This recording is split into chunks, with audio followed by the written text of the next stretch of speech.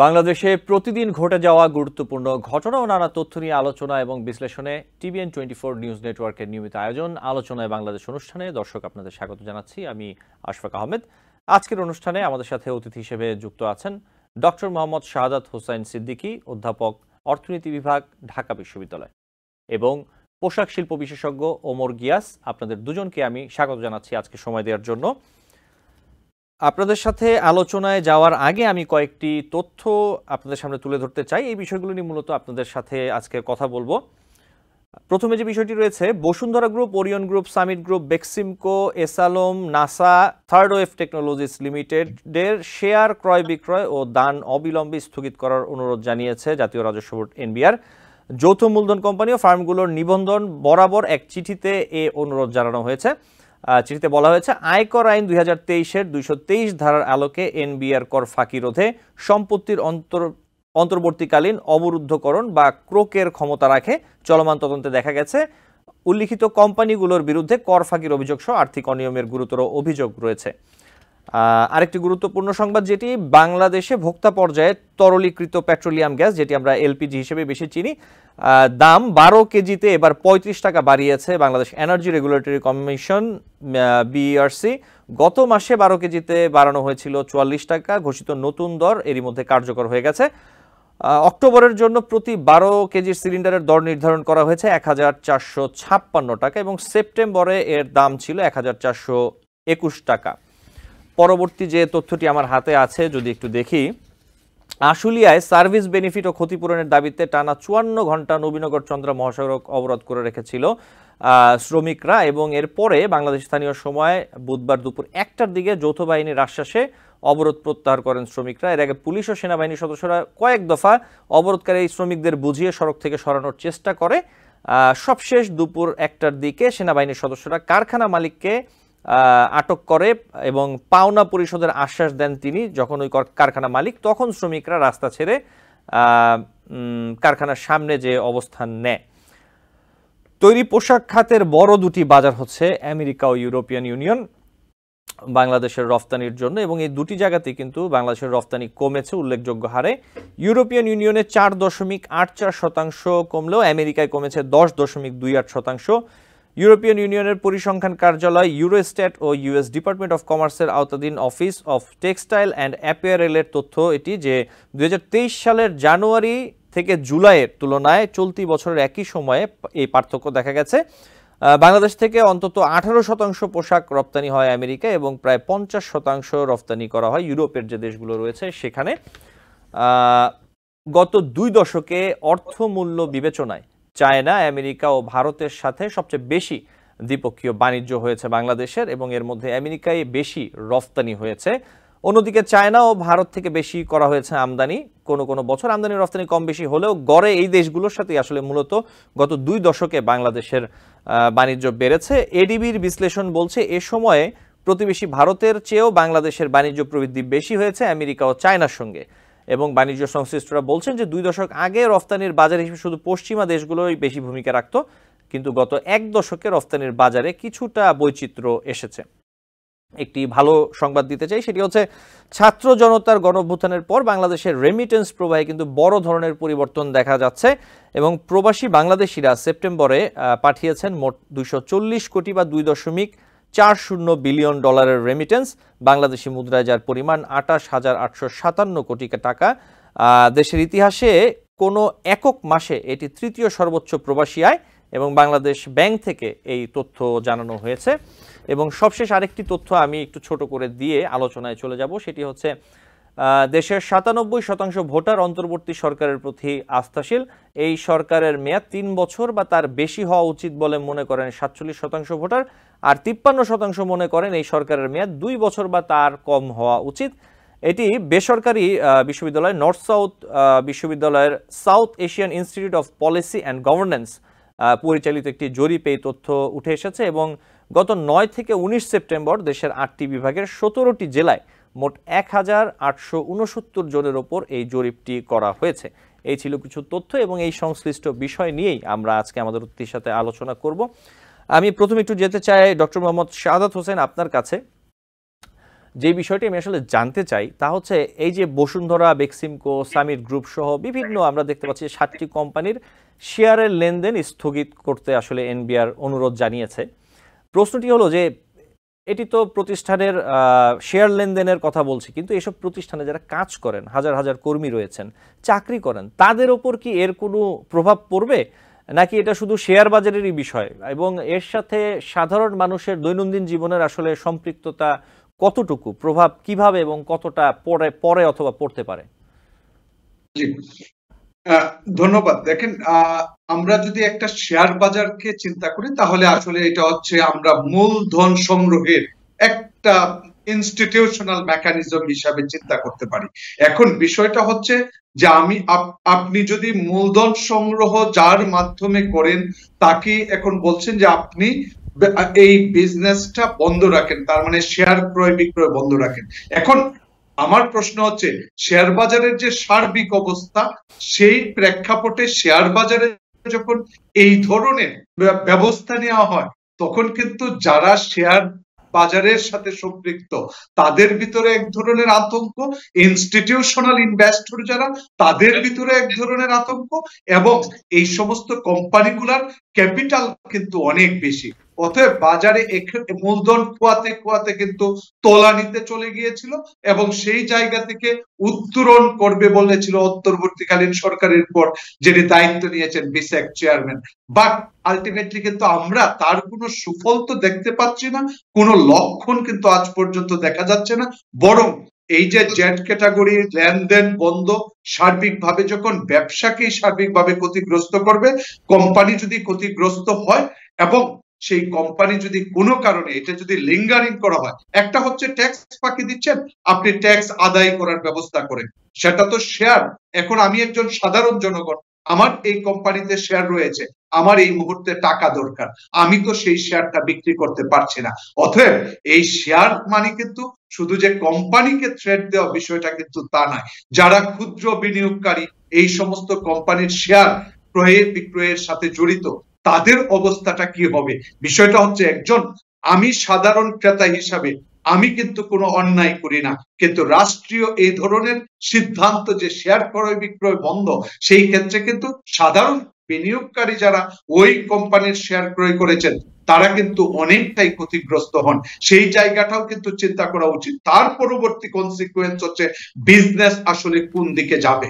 অর্থাৎ এই ট্যাক্স আদায়ের নামে আপনি যদি সেই কোম্পানির শেয়ার বিক্রি বন্ধ করেন, তাহলে সার্বিকভাবে যদি কোম্পানিটা বিপর্যস্ত হয়, তখন কিন্তু প্রশ্ন আসে যে আনএমপ্লয়মেন্ট হওয়ার একটা সুযোগ, মানে ছাঁটাই করা যেটা বলে আসলে কোম্পানি থেকে লোকবল, তখন সেই বিষয়গুলা চিন্তা ভাবনা। এখন এটা কতদিনের, কত সাময়িক এবং কিভাবে ব্যবস্থা নিবে তার ব্যবস্থাটাও, তাও কিন্তু আমি একজন ক্রেতা হিসাবে ওই কোম্পানির শেয়ার, সেই রাইটসটাও কিন্তু আমার আছে। অতএব সেই জায়গাগুলোও কিন্তু পরিষ্কার করা দরকার বলে আমি মনে করি। জি, আপনাকে ধন্যবাদ। আমি আবারও আসবো আপনার কাছে। আমি একটু ওমর গিয়াসের কাছে যেতে চাই। আমরা বিগত বেশ কিছুদিন ধরেই আবার দেখছি যে নতুন করে তৈরি পোশাক শিল্পের যে শ্রমিক, তারা নানা দাবি নিয়ে বিভিন্ন স্থানে রাস্তায় নামছেন এবং এর অনেক জায়গাতে আমরা দেখতে পাচ্ছি যে প্রতিষ্ঠানগুলোর সাথে অথবা প্রতিষ্ঠান মালিকদের সাথে আসলে সমঝোতায় পৌঁছাতে পারছেন না শ্রমিকরা। এবং যেমন আমি অনুষ্ঠানের শুরুতে তথ্য দিচ্ছিলাম যে 54 ঘন্টার উপরে রাস্তা আটকে রেখেছিল পোশাক শ্রমিকরা। আমি যদি একটু স্পেসিফিকলি যাই, যে বিশেষ করে আমরা যদি দেখি যে আশুলিয়ায় যে গার্মেন্টসগুলো, আপনিও নিশ্চয়ই বিষয়টি লক্ষ্য করেছেন, ওই এলাকায় কিন্তু শ্রমিক অসন্তোষটা আমরা প্রায় এবং ইদানিং বেশি দেখতে পাচ্ছি। আপনি কি মনে করেন যে ওই এলাকায় মানে কোনো বিশেষ গোষ্ঠী বা কোনো লোক শ্রমিকদের আসলে উস্কে দিচ্ছে এ ধরনের কাজের পেছনে? আমি এরকম কিছু অভিযোগ শুনতে পেয়েছি ওই এলাকা থেকে। এমনও আমি শুনেছি যে কয়েকজন গার্মেন্টস মালিক যারা ওখানে আছেন, বাড়ি ভাড়া করে আসলে গার্মেন্টস পরিচালনা করছেন, তারা অনেকে বলছেন যে তারা আসলে আর আশুলিয়াতে ফ্যাক্টরি রাখবেন না, তারা হয়তো বা অন্যদিকে চলে যাবেন। এই ব্যাপারে যদি আপনি কিছু জানেন ওমর গিয়াস। জি, ধন্যবাদ আপনাকে। আমরা কিন্তু যে সহিংসতা গার্মেন্টস ইন্ডাস্ট্রিতে দেখছি, সেটা যদি আমরা একটু লক্ষ্য করি, সেটা কিন্তু আমাদের নতুন সরকার, যে ইন্টারিম গভর্নমেন্ট সরকার ক্ষমতায় আসলেন, তারপর থেকে এই সহিংসতাটা কিন্তু চলছে। এবং গত এক সপ্তাহ আগে মাননীয় শ্রম অ্যাডভাইজারের সাথে যখন বিজিএমই, বিকেএমই এবং অন্যান্য ট্রেড বডি সবাই সমঝোতা করে শ্রমিকদের 17 দফা দাবি মেনে নিলেন, তখনও কিন্তু আমরা আশা করেছিলাম যে এই সহিংসতা বন্ধ হবে। কিন্তু আমরা কিন্তু দেখছি যে যেই 17 দফা দাবি মেনে নেওয়া হলো, তার পরের দিনও গাজীপুরে রাস্তা অবরোধ করে সেই ধরনের সমাবেশ এবং সমস্যা হয়েছে। এখন একটা জিনিস আমাদের মনে রাখতে হবে যে আমাদের তৈরি পোশাক শিল্প, আপনি যেটা বললেন আমাদের ইউরোপ এবং আমেরিকায় যে আমাদের বাজার, আমাদের বায়াররা কিন্তু সবচেয়ে বেশি যেই তাদের সোর্সিং স্ট্র্যাটেজির জন্য যেটি গুরুত্ব দেন সেটি হচ্ছে স্থিতিশীলতা।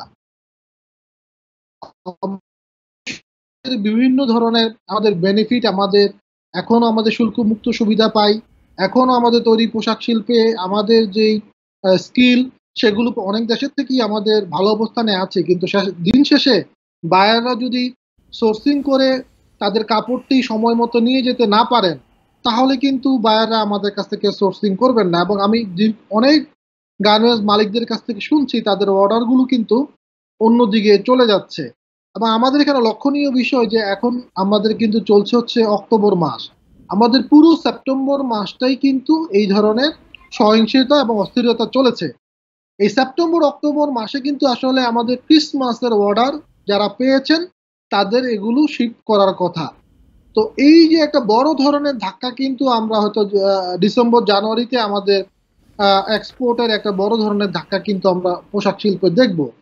এর চেয়ে বড় কথা হচ্ছে যে আমাদের এখন যেমন ক্রিসমাসের অর্ডার হওয়ার কথা, তেমনি এই সময় কিন্তু অর্ডার আসার কথা ব্যাক টু স্কুল, আমরা যেটা বলি ক্রিসমাসের পরে আরেকটি বড় সিজন, যেটা হচ্ছে কিনা আপনার আমাদের জুন জুলাইয়ের সময় ক্রেতারা কিনেন। সেই অর্ডারগুলো যদি এখন আমাদের কাছে না আসে, এই অর্ডারগুলো না আসে, তাহলে কিন্তু সেগুলো আমরা একটা বড় ধরনের ধাক্কা পাবো। এবং এখানে যে আপনি যেটি বললেন যে বহিরাগতদের আসলে ইনভলভমেন্ট কতটুকু আছে, আমরা কিন্তু দেখছি এটা বহিরাগতদের ইনভলভমেন্টই। এবং প্রত্যেকটি গার্মেন্টসে যখন সমস্যা হচ্ছে, আমরা দেখছি বহিরাগত লোকরাই এই সমস্যাটা করছেন। কারণ যেই 17টি দাবি ছিল, 17টি দাবির মধ্যে তাদের হাজিরা বোনাস বৃদ্ধি, তাদের টিফিনের বৃদ্ধি, এবং এই এই গত বছর ডিসেম্বর মাসে যদিও ন্যূনতম মজুরি বৃদ্ধি করা হয়েছে, এই 17টা দাবির মধ্যে একটা দাবি ছিল হচ্ছে যে এই ন্যূনতম মজুরিটা আবার পুনর্বিবেচনা করা।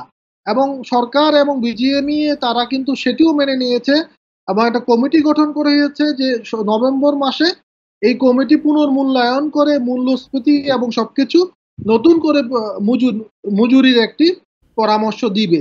সবকিছু করার পরেও যদি এই অস্থিরতা আসলে চলে, এবং এই জায়গায় কিন্তু আমরা মনে করি এবং সকল পোশাক মালিকরা বলছেন যে তাদের যে কারখানার শ্রমিকরা আছেন তারা অনেক সময় কাজ করতে চেলেও তাদের বাইরে থেকে যে উস্কানি এবং বাইরে থেকে যে বহিরাগতরা আক্রমণ করে, এবং আজকেও কিন্তু আমাদের আশুলিয়া ডেকোটি গার্মেন্টসের সহিংসতার ঘটনা ঘটেছে। আমরা জানি যে গত পরশুদিন আশুলিয়া মন্ডল গ্রুপে একজন শ্রমিক নিহত হয়েছেন মতো মর্মান্তিক ঘটনা ঘটেছে, এবং সেখানে সেনাবাহিনীর 11 জন কর্মকর্তা আহত হয়েছেন। এত সহিংস মানে ঘটনা ঘটেছে। তো এই জায়গাটা আমি মনে করি এই জায়গাটায় আসলে দায় সরকারকেও নিতে হবে। কারণ আমাদের রেমিটেন্স এবং পোশাক শিল্প হচ্ছে আমাদের অর্থনীতির দুটি মূল ভিত্তি, এবং এই দীর্ঘ 1 মাস 1.5 মাস ধরে এই সমস্যা চলছে। আমাদের আইন শৃঙ্খলা বাহিনী এবং সরকার কেন এটি কন্ট্রোলে আনতে পারছেন না, সেটি একটি বড় প্রশ্ন। এবং বহিরাগতরা যাই হোক না কেন, আমাদের আইন শৃঙ্খলা বাহিনী এবং গোয়েন্দা বাহিনী তাদের সেই সক্ষমতা রয়েছে আমি বলে মনে করি যে তাদেরকে আইনের আওতায় এনে এই পোশাক শিল্পের স্থিতিশীলতা বজায় রাখা। তা না হলে কিন্তু আমরা বড় ধরনের একটি সমস্যায় পড়বো। অলরেডি আমাদের পোশাক শিল্পই কিন্তু আপনি যেটা বলেছেন নেগেটিভ গ্রোথ হয়েছে, এবং সামনের দিনগুলোতে কিন্তু এই নেগেটিভ গ্রোথ যদি আরো বড় করে আসে, এটি কিন্তু সামগ্রিক অর্থনীতির উপরে চাপ সৃষ্টি করবে। জি, আমি এই বিষয়টি নিয়ে আবারও আপনার কাছে আসবো। আমি আবার একটু ডক্টর মোহাম্মদ শাহাদাত আপনার কাছে আসতে চাই। আমি অনুষ্ঠানের শুরুতে যে তথ্য দিয়েছিলাম তার মধ্যে একটি বিষয় ছিল যে এলপিজির দাম আবারও বাড়ানো হয়েছে। আমরা দেখতে পাচ্ছি যে নিত্যপণ্যের যে বাজার সেখানে বিভিন্ন পণ্যের আসলে দাম যে খুব একটা কমেছে তা বলা যাবে না, বরঞ্চ অনেক পণ্যের দাম বেশি। এর মধ্যে আসলে মূল্যস্ফীতি একটা বড় ফ্যাক্টর হিসেবে কাজ করছে, তা আমরা জানি।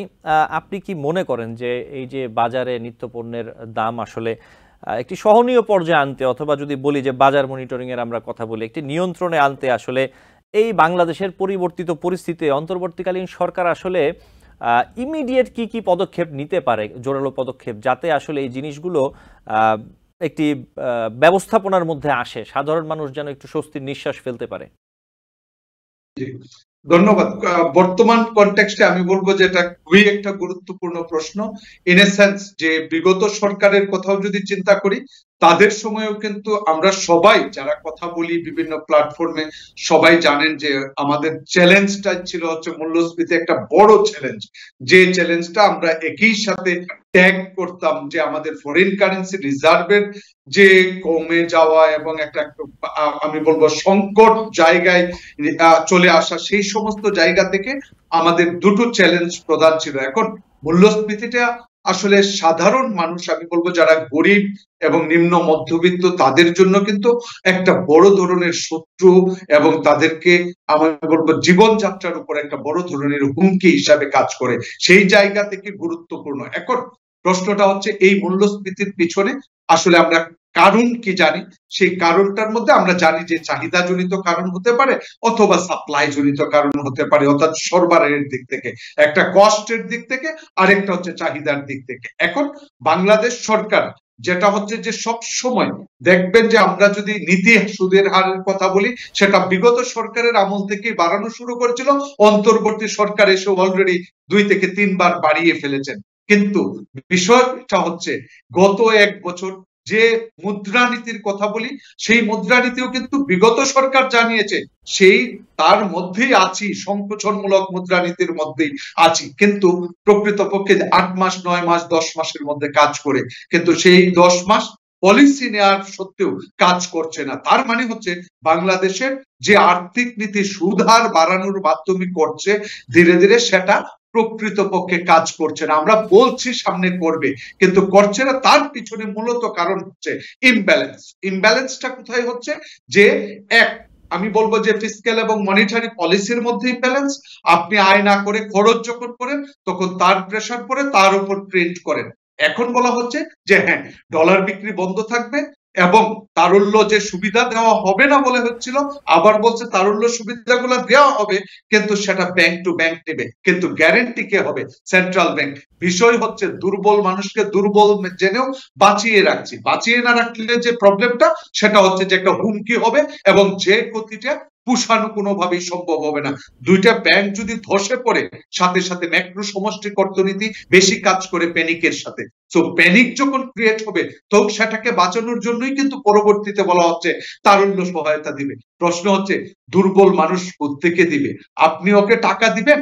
হ্যাঁ, টাকা এখন এমন ভাবে হিসাব করতে হবে, যদি তো বলেন যে সাবসিস্টেন্স, সে কিন্তু আপনার টাকা ফেরত দিতে হবে না।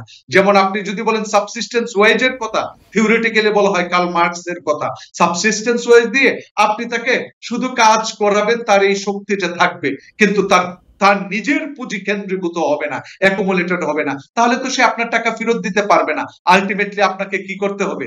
আবারও কিন্তু কয়েকদিন পরে, কয়েক মাস পরে আপনাকেও আবার ছাপাতে হবে।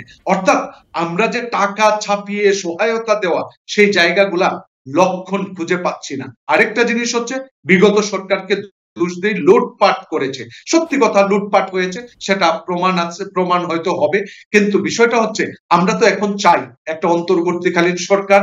জনগণ চেয়েছে, তাদের কিন্তু আরো সরকারের চেয়ে বড় শক্তি এখন। তাহলে আমি কি এক্সপেক্ট করি? আমার প্রত্যাশা হচ্ছে, আমি যে ব্যাড লোন দেখি, সেই ব্যাড লোন অথবা খেলাপি ঋণ দেখি, খেলাপি ঋণ ভয়ে তারা কিছু ফেরত দেওয়া শুরু করবে, সেই খেলাপির অংশ ধীরে ধীরে কমবে। আপনি যে প্রণোদনা দিয়ে তাদেরকে 2% দিয়ে সেটাকে ভালো লোন করিয়ে ফেলতেন, সেটার যদি এখন আরো 1.5% দিয়ে করান, তাহলে সেটা আরো কমবে না, বরং বাড়বে। এই জন্যই দেখবেন যে আসলে এই সংখ্যাটা, খেলাপি ঋণের পরিমাণটাও বাড়ছে। এখন আমি কেন বলছি? কারণ প্রকৃতপক্ষে মূল্যস্ফীতির পিছনে খেলাপি ঋণ যদি খেলাপি না হয়ে প্রোডাক্টিভ পারপাসে ব্যবহার করা হয়, তাহলে তো আপনার সাপ্লাই বেড়ে যাবে, মূল্যস্ফীতি তো এমনি কন্ট্রোলে আসবে। বিষয়টা হচ্ছে আপনি দিচ্ছেন উৎপাদন কাজে ব্যাহত হয় নাই, লুট হয়ে চলে গেছে। সেই লুট আবার আপনার ঘাড়ের উপর চাপছে কি জন্য? কারণ সেই লুট করার সুযোগটাও সেন্ট্রাল ব্যাংকের ডলার যখন খোলা বাজারে বেপরোয়া ভাবে বিক্রি করেন, তার মানে আপনি আসলে ডলারটা বের করে দিচ্ছেন যাতে সেটা বের হয়ে চলে যায়। আমার তো হিসেব থাকবে, হিসেবের মধ্যে আমার বাজার ব্যবস্থা নিয়ন্ত্রিত হবে। আমি বলবো অনিয়ন্ত্রিত ডলার বাজার ব্যবস্থা, সেটার কারণে যাদেরকে সুযোগ দেওয়া দরকার তাদেরকে আপনি পাচার করার সুযোগ করে দেওয়ার মাধ্যমে ডলার বাজারে যে ক্রাইসিস হয়েছে, সেই ক্রাইসিসের কারণে কিন্তু মূলত হচ্ছে আমার ডিভ্যালুয়েশন অফ কারেন্সি, টাকার যে অবমূল্যায়ন, সেটা তো আপনার কষ্টের উপর প্রভাব ফেলছে। অর্থাৎ আপনি যেটা 84 টাকা দিয়ে ইম্পোর্ট করতেন, we mostly import many things import from other countries. So এই ক্ষেত্রে ইম্পোর্টেড, ইভেন সেটা র মেটেরিয়ালস হতে পারে, প্রোডাক্টিভ জিনিস হতে পারে, সেটা তো উৎপাদনে ব্যবহারের জন্যই হচ্ছে। অতএব উৎপাদনের জন্য উৎপাদিত যে উপাদান, তার খরচ বেড়ে যাচ্ছে। তাহলে সেই খরচ বেড়ে যাওয়া মানেই হচ্ছে মূল্যস্ফীতিকে উস্কে দেওয়া। এখন জি, মোহাম্মদ শাহাদাত হোসেন, ধন্যবাদ। জি, আমি আমরা একটি বিরতি থেকে ফিরে যে শুধুমাত্র মুদ্রানীতি নয়, আমি বলবো আপনি আপনার টাকার মানকে ধরে রাখার ব্যবস্থা করুন, অর্থাৎ ডলারের বাজারকে স্থিতিশীল করুন। তাহলে ডলারের কারণে যে মূল্যস্ফীতি হয় সেটা করুন। আরেকটা হচ্ছে আপনি সার্বিকভাবে ব্যাংক ব্যবস্থা, নন ব্যাংক ফিনান্সিয়াল ইনস্টিটিউশনকে একটু ঠিক করুন, কারণ টাকার সাথে মূল্যস্ফীতি সম্পৃক্ত। একটা হচ্ছে ছাপানো, আর একটা হচ্ছে টাকার বাজারটা আমি কত সুন্দরভাবে ম্যানেজমেন্ট করতে পারছি। আমরা আবার আলোচনায় আসবো, আমাকে একটি ধন্যবাদ। আমরা আবার আলোচনায় আসবো, আমাকে একটি বিরতিতে যেতে হচ্ছে। বিরতি থেকে ফিরে আমরা আসলে আলোচনা চালিয়ে যাব। দর্শক, আলোচনায় বাংলাদেশ অনুষ্ঠানে নিচ্ছে একটি ছোট্ট বিরতি। ফিরে এসে আমাদের দুজন অতিথির সাথে বিভিন্ন বিষয়ে আলোচনা চালিয়ে যাব। টিবিএন 24 টেলিভিশন দেখতে আজই কল করুন 7187776556। লগ ইন করুন www.totalcablebd.com। দর্শক, আলোচনায় বাংলাদেশ অনুষ্ঠানে আপনাদের আবারও স্বাগত জানাচ্ছি। আমাদের সাথে আছেন আজকে দুজন অতিথি, অধ্যাপক ডক্টর মোহাম্মদ শাহাদাত হোসেন এবং পোশাক শিল্প বিশেষজ্ঞ ওমর গিয়াস। আপনাদের দুজনকে আবারও স্বাগত জানাচ্ছি আজকের অনুষ্ঠানে। আমি যেতে চাই ওমর গিয়াসের কাছে। আপনার কাছে যে প্রশ্নটি রাখতে চাই জনাব ওমর গিয়াস, যে আমরা যেটা আলোচনা করছিলাম যে ইউরোপ এবং আমেরিকাতে তৈরি পোশাকের যে রপ্তানি তা অনেকটা কমে গেছে, এবং এর পিছনে আপনি যেরকম বলছিলেন আবার আরও অনেক কারণ আমরা শুনি, যে ফ্যাশন ট্রেন্ড চেঞ্জ হয়ে গেছে, তার সাথে তাল মেলানো, শিপমেন্ট জটিলতা রয়েছে, তারপরে আপনাদের আরও কিছু বিষয় রয়েছে যে আমরা বিভিন্ন সময় দেখি যে বিভিন্ন কারখানায়, তৈরি পোশাক কারখানায় বিদ্যুৎ ও গ্যাসের সমস্যা। এই যে বিষয়গুলো, এই জটিলতাগুলোর আসলে কি অবস্থা, এগুলো আপনারা কতটুকু কাটিয়ে উঠতে পেরেছেন বা পারছেন এই সামগ্রিক পরিস্থিতির মধ্য দিয়ে? সমস্যাগুলো নিয়ে আলোচনা করবার আগে আমি একটু সম্ভাবনার কথা বলতে চাই। তৈরি পোশাক শিল্পে আমাদের ঋণাত্মক প্রবৃদ্ধি হয়েছে, কিন্তু আমাদের সামনে কিন্তু সম্ভাবনা আছে। সম্ভাবনার কথা একটু বলে তারপর আমি সমস্যার কথা বলতে চাই। আমরা কিন্তু দেখছি যে মার্কিন যুক্তরাষ্ট্রে এখন প্রেসিডেন্সিয়াল ইলেকশন ক্যাম্পেইন চলছে, এবং আমরা জানি যে ডোনাল্ড ট্রাম্প তিনি একজন প্রচন্ড ধরনের চীনা বিরোধী মনোভাব রাখেন, কারণ তিনি মনে করেন যে বুদ্ধিভিত্তিক চুরি, যেটাকে আমরা আইপিআই বলি, সেগুলোর কারণে চীনা সেই অনুশীলনগুলোর কারণে মার্কিন কোম্পানিগুলো ক্ষতিগ্রস্ত হচ্ছে, এবং তিনি তার নির্বাচনের প্রচারণায় শুরুর দিকে চীনা কোম্পানিগুলোর উপর শুল্ক আরোপ করবার কথা বলছিলেন। কিন্তু আমরা দেখলাম যে সহসা সাম্প্রতিককালে বাইডেন এবং কামালা হ্যারিস প্রশাসনও কিন্তু প্রায় 100% শুল্ক চীনা কোম্পানির উপর অলরেডি আরোপ করেছেন। তো একটি জিনিস স্পষ্ট যে মার্কিন নির্বাচনে আগামীতে ক্ষমতায় যারাই আসুক না কেন, মার্কিন এবং চায়না সেই দূরত্ব বা স্নায়ুযুদ্ধ কিন্তু চলবে, এবং এই সুযোগে কিন্তু আমাদের একটি বড় সম্ভাবনার দ্বার কিন্তু আমরা সামনে দেখতে পারি। এখনো পর্যন্ত চীন কিন্তু আমাদের টোটাল বিশ্বের 37% পোশাক শিল্প তাদের নিয়ন্ত্রণ করেন, এবং বাংলাদেশ দ্বিতীয় বৃহত্তম হলো আমাদের কিন্তু 7%। সুতরাং মার্কিন এবং চীনা যে দূরত্ব আমরা দেখছি, এবং এটা দীর্ঘদিন 2018 সাল থেকেই চলছে এবং সামনের দিকে আরো ইন্টেন্সিফাই হবে আমরা বুঝতে পারছি, সেই সম্ভাবনাটা কাজে লাগিয়ে কিন্তু আমরা আমরা সামনের দিকে পোশাক শিল্পের একটা বড় আমরা সম্ভাবনার জায়গা দেখি। এবং দ্বিতীয় যে কথাটি বলবো, আমরা আমাদের বর্তমান যে আমাদের প্রধান উপদেষ্টা, তিনিও কিন্তু আমাদের বিশ্বমণ্ডলে একজন সুপরিচিত এবং সুসম্পর্ক আছে। সেই জায়গা থেকে আমরা ইউরোপের বাজারেও কিন্তু আমরা জিএসপি প্লাসের স্বপ্ন আমরা দেখি।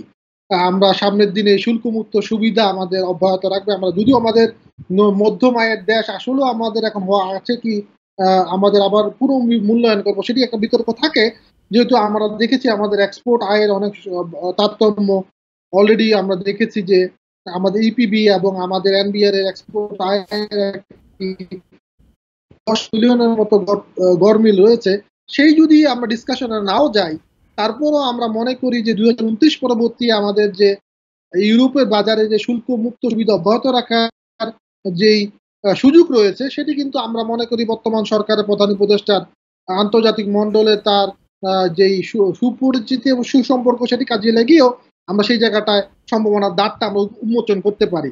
কিন্তু সবকিছু সম্ভাবনা আমাদের থাকলো, কিন্তু আমাদের আমাদের আমাদের পোশাক শিল্পের ইন্টারনাল যে আমাদের সমস্যা যদি আমরা সমাধান করতে না পারি, আমরা দেখা যাবে যে পিছিয়ে আছি। আমি এখানে আপনাকে একটু বলতে চাই, আমরা দেখেছি যে গত সপ্তাহে ভারত তাদের নতুন একটি রোডম্যাপের ঘোষণা দিয়েছে পোশাক শিল্পের জন্য, এবং সেই রোডম্যাপে তারা আগামী 6 বছরে অর্থাৎ 2030 সাল নাগাদ তাদের পোশাক শিল্প এক্সপোর্ট দ্বিগুণ করবার তারা রোডম্যাপ নিয়েছে।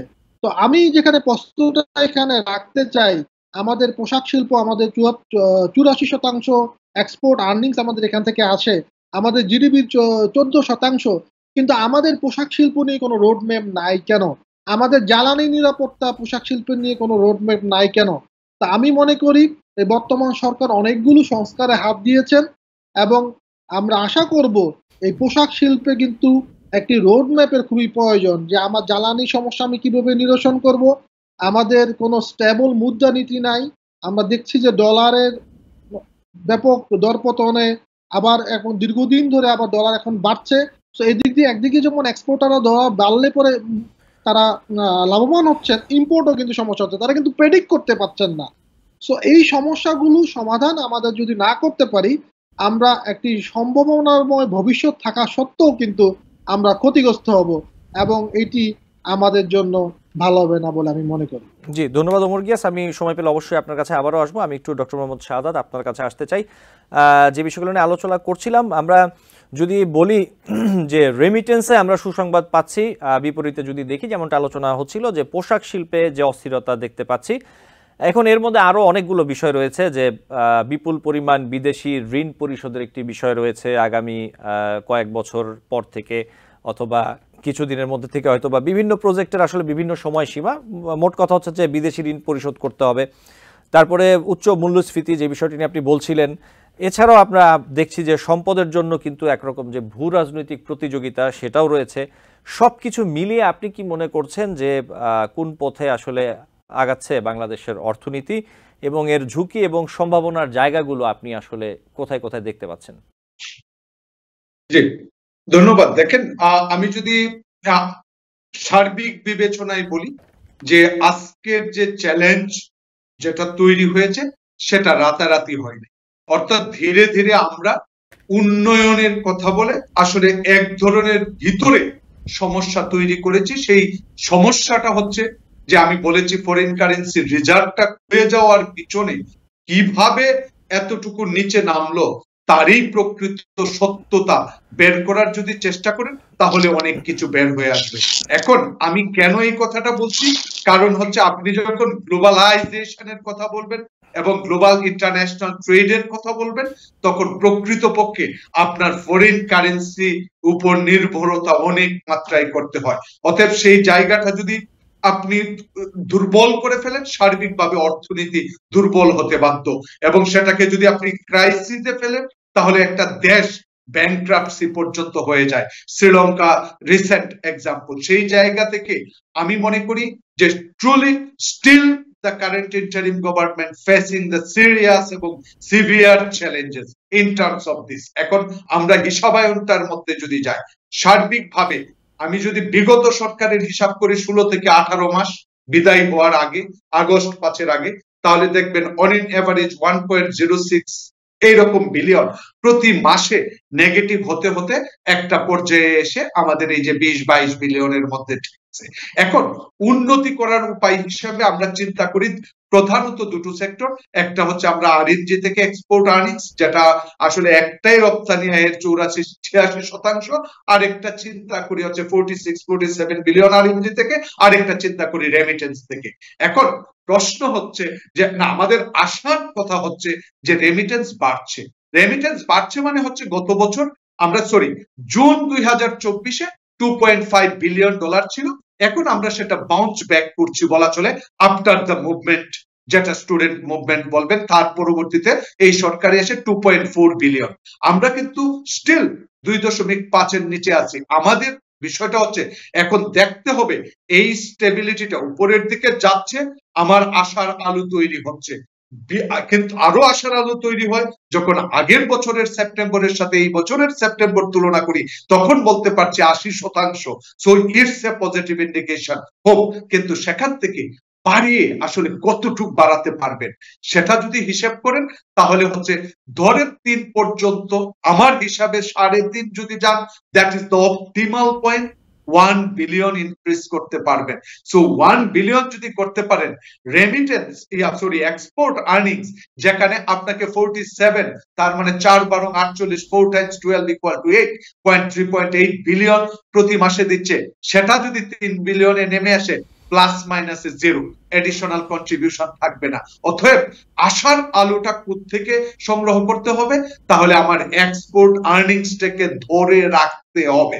সেটা এখন আমি মনে করি geopolitics, bilateral politics, India versus Pakistan, India incentivise করছে গভর্নমেন্ট, যেখানে সেখানে আপনি এক্সপোর্ট গ্রোথ হচ্ছে বলে আপনি ইনসেন্টিভ কমাচ্ছেন, অথবা মোর কম্পিটিটিভনেস এর দিকে দিচ্ছেন, কিন্তু প্রকৃত অর্থে এক্সপোর্ট আর্নিংস, এক্সপোর্ট কিন্তু কমছে, নেগেটিভ গ্রোথ, যেটা বাংলাদেশ ব্যাংকের ডাটা ভার্সাস এক্সপোর্ট প্রমোশন রপ্তানি উন্নয়ন ব্যুরোর ডাটা। সো এই সমস্ত বিষয়গুলাই কিন্তু রাষ্ট্রযন্ত্রের নীতিতে, এই আমি বলবো যে তথ্যের গরমিল অথবা ভুল উপাত্ত, যে রাষ্ট্রযন্ত্রের ডিসিশন নিতেও কিন্তু অনেক ক্ষেত্রে এই জায়গাটাই competitiveness Bangladesh versus India seriously চিন্তা করার বিষয়। কথা হচ্ছে এক্সপোর্ট আর্নিংস কে আপনি যদি স্টেবল রাখতে চান এবং ধরে রাখতে চান, তো বর্তমান সরকারের আমি আশা করি এই জন্যই যে ইউনুস গভর্নমেন্ট যদি বলি, তাহলে সেই সরকারের কিন্তু ইউরোপ বলেন, আমেরিকা বলেন,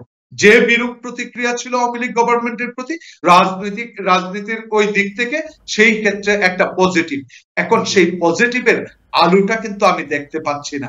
বিষয়টা হচ্ছে কথা এক জিনিস, business transaction is different thing, তাহলে that needs to be transacted in economic terms, that I can say this is the economic relationship.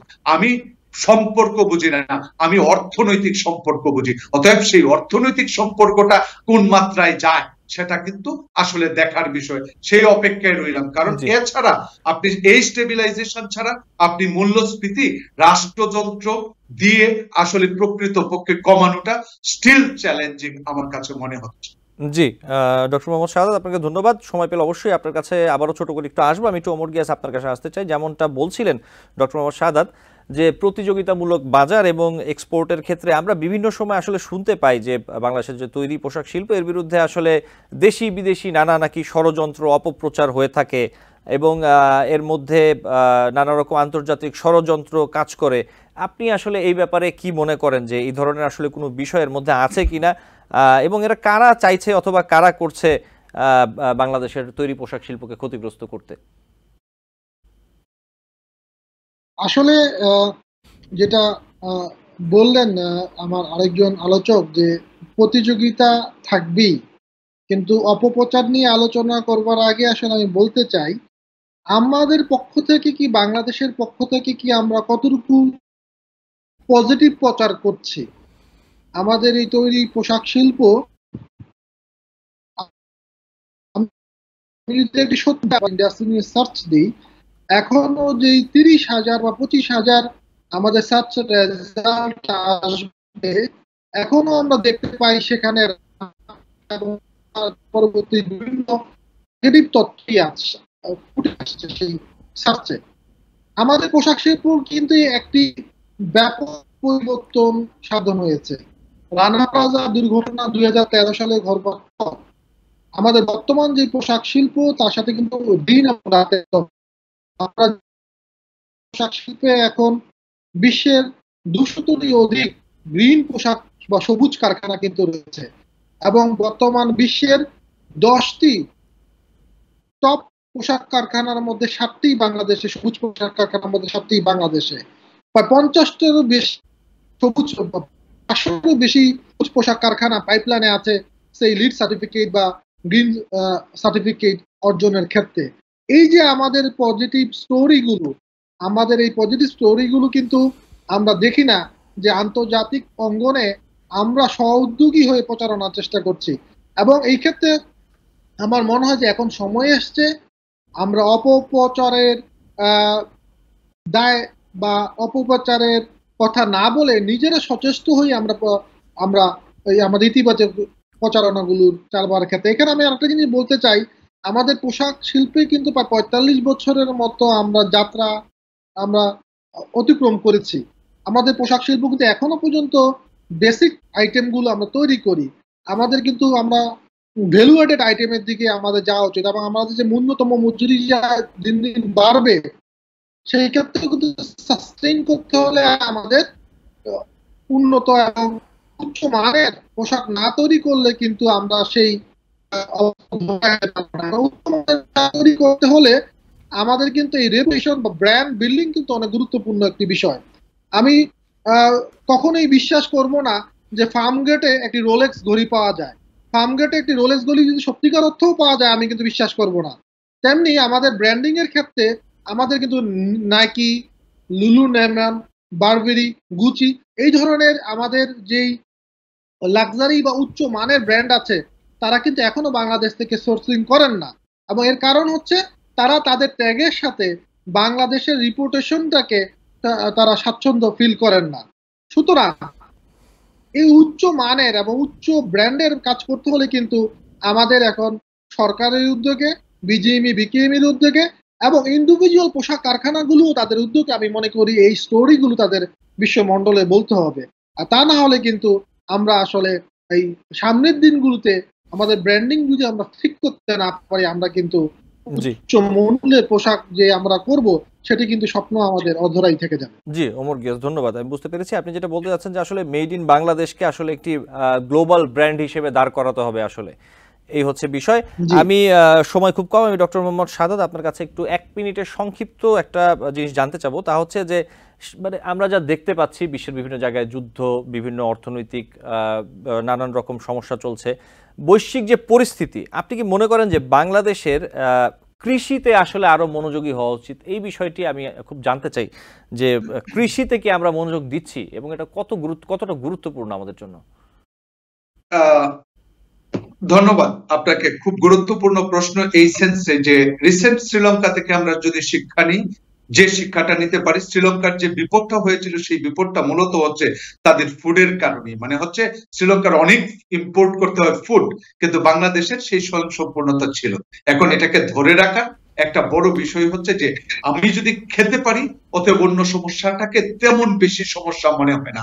অতএব এই ইম্পর্টেন্সের জায়গা থেকে আমাদের খাদ্যের যে স্বয়ংসম্পূর্ণতা এবং জনসংখ্যার সাথে খাদ্যের যে প্রবৃদ্ধিটা, মানে কৃষির সেই জায়গাটা যদি ধরে নিতে হয়, কৃষির ইনোভেটিভের দিক থেকে আমি মনে করি সরকার একটু গুরুত্ব দিচ্ছে। ইভেন যদি লাস্ট ওয়ার্ল্ড ব্যাংকের প্রজেক্টের কথা চিন্তা করেন, কৃষির উপর এগ্রিকালচারাল এক্সটেনশন প্রজেক্ট, সেটার মধ্যে কিন্তু আমি যেহেতু এই সম্পর্কে জানি সেজন্য বলতেছি, সিড ডেভেলপমেন্ট থেকে শুরু করে কিভাবে আমরা ক্যাশ ক্রপ করতে পারি এবং নতুন বীজ উৎপাদন করা হয়, এইগুলার দিকে কিন্তু প্রচন্ড রকম উৎসাহ দেওয়া হচ্ছে। আপনি বিএডিসি বলেন, এগ্রিকালচারাল এক্সটেনশন থেকে শুরু করে সমস্ত এগ্রিকালচার রিসার্চ কাউন্সিল সবাইকে সম্পৃক্ত করছে। এখন এই কাজগুলো করছে মূলত হচ্ছে খাদ্যের স্বয়ংসম্পূর্ণতা থেকে। কিন্তু প্রশ্ন হচ্ছে যে আমরা অনেকেই যখন কৃষির প্রতি যেন অনীহা না আসে, সাবসিডিটা এখনো কিন্তু বিগত সরকার উঠায় নাই শর্ত থাকা সত্ত্বেও। অতএব এই সরকারেও আশা করি এই কৃষির দিকে এই জায়গাটায় সাবসিডি সহজে উইথড্র করবে না। কিন্তু আমি ওই দিন কথা বলতে গিয়ে বলেছি সাবসিডি কৃষিতে যৌক্তিকীকরণের কথা, সংস্কার না। শ্বেতপত্র কমিটিতে কথা বলেছি। কেন বলেছি? কারণ যার পাওয়া দরকার সে যেন পায়, তার ব্যবস্থা করা দরকার। জি, অনেক ধন্যবাদ ডক্টর। জি, ডক্টর মোহাম্মদ শাহাদ, আপনাকে অনেক ধন্যবাদ। আমাদের আসলে সময় একদম শেষ। আমরা নিশ্চয়ই অন্য কোনো দিন নানা বিষয় নিয়ে আরো আলোচনা করব। এবং ওমর গিয়াস, আপনাকে অনেক ধন্যবাদ দুজনকেই আমাদের সাথে যুক্ত হওয়ার জন্য।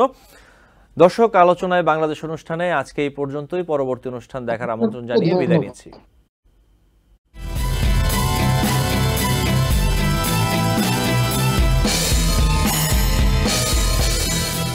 TBN 24 টেলিভিশন দেখতে আজই কল করুন 7187776556। লগ ইন করুন www.totalcablebd.com। নিউ ইয়র্ক থেকে সম্প্রচারিত TBN 24 টেলিভিশন বিশ্বজুড়ে বাঙালির কণ্ঠস্বর।